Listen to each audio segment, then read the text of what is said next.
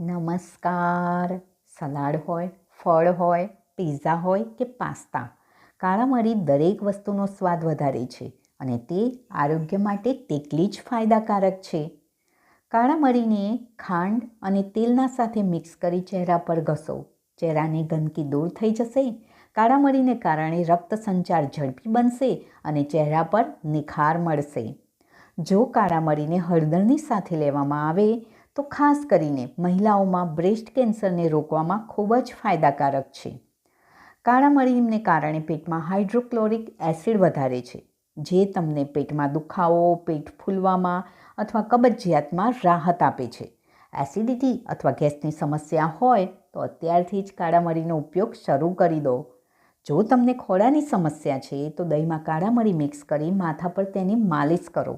અડધા કલાક પછી તેને પાણીથી ધોઈ કાઢો. તેનાથી ખોડો પણ ઓછો થશે અને વાળ પણ ચમકશે.